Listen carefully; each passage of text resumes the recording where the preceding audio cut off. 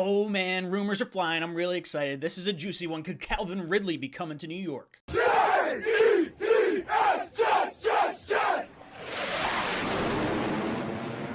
All right, welcome in. My name is Ryan. I'll be your pilot. If you're new here, hit that subscribe button. If you've been here before, welcome back. I love having you here. Boys and girls, I am really excited for this rumor. This one comes from Steve Weish of the NFL Network. When asked about Calvin Ridley's future with the Atlanta Falcons and if it was in jeopardy, he said, "I'd think so. The fact that he and the team have been so quiet and he hasn't surfaced, it appears like both sides could be looking for a fresh start."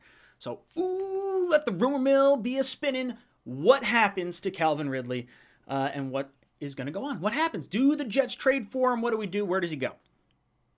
So Calvin Ridley, 6'1", 190 pounds. He's been in the league for 4 years. He's going into his fifth-year option, which would be a one-year $11.1 million deal.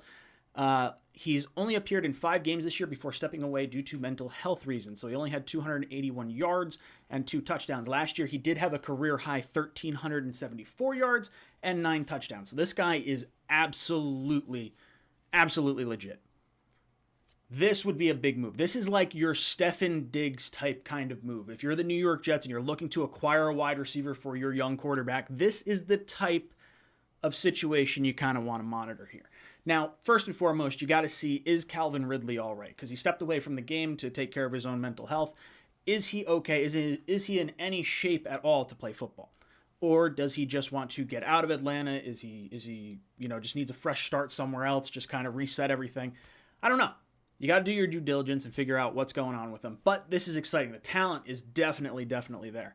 Now, could he be upset that Julio Jones was traded? Could he be upset with the new coaching staff?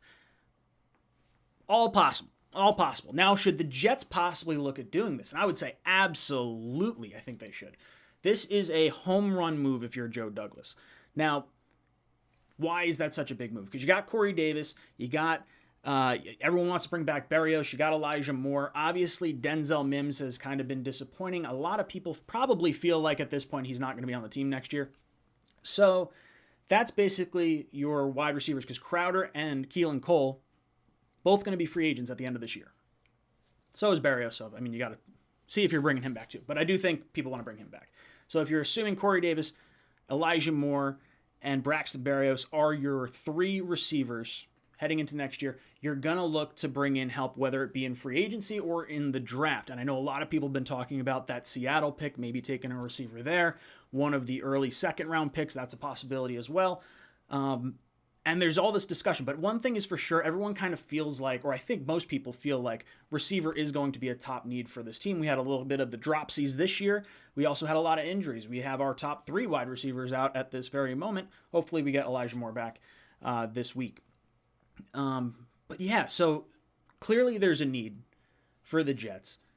We have the draft capital to make it happen. We're at a conference. We have the cap space. Like, there's a lot of things that are going for the New York Jets right now. You basically get a 1-year trial period. See if this works. Does it make sense? Then you can either franchise tag him or you could sign him to a really long extension. He's going to be looking for a big deal if he winds up having a big year here. So you got to see what you would be willing to give up. The Jets have 2 first-round picks, both in the top 10.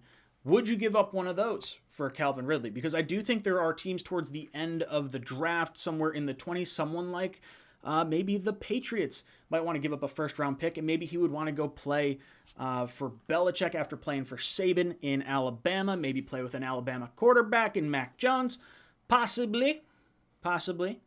So are there teams at the back end of the draft that could give up a first-round pick? That's what you're kind of talking about, because that's really the conundrum. I don't know. You know what? I would not give up a top 10 pick for Calvin Ridley. I like him a lot. I would absolutely give up a second-round pick. You could have Denzel Mims. People throw him in. Why not? That's probably where I would go. I'm curious to see what his price would be. Are teams a little scared of him? Do they think he might have given up on his team? Because that's a no-go. If he gave up on his team, I think that is a big red flag, and I don't think Joe Douglas would go that route. But it's interesting. It's an interesting move. I'm very curious. I think I would make this move. If you can get him for one of the second-round picks, I would pull the trigger on this and have Denzel Mims too. You could do that.